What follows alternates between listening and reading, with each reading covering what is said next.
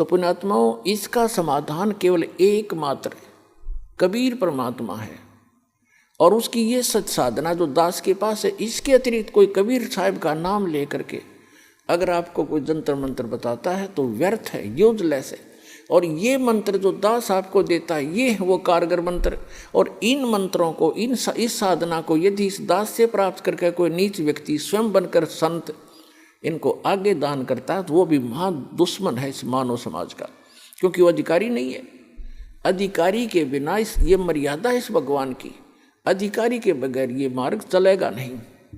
अब जैसे कोई नकली पासपोर्ट बनवा लेता है तो उसको कोई नहीं घुसने देगा उस एयरपोर्ट के अंदर, और पता लग गया सरकार ने दोनों दोषी, बनाने वाला भी और बनवाने वाला भी,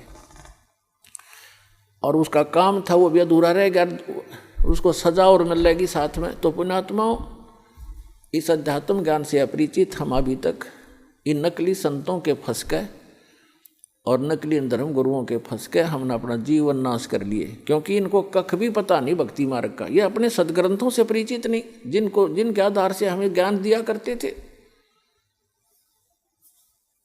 तो इससे आप जी को एक विश्वास होगा कि सचमुच जो साधना आप कर रहे थे और सुख भी हो रहे थे, और जब कैर टूटने लगे, जब कोई बचाव नहीं हुआ, प्रोटेक्शन नहीं हुआ, क्योंकि वो आपका प्रारब्ध आपको प्राप्त था, आपकी किस्मत मिल रही थी, आपके पूर्व जन्म की बैटरी चार्ज थी।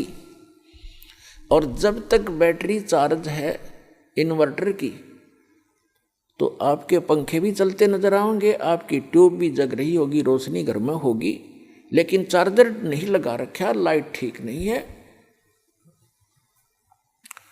तो समझ लीजिए कि आप एकदम अंधेरा हो जाएगा, सब सुविधाएं आपकी समाप्त हो जाएंगी, क्योंकि वो चार्जर आगे है नहीं जिससे बैटरी में जो पावर स्टोर हो रही थी।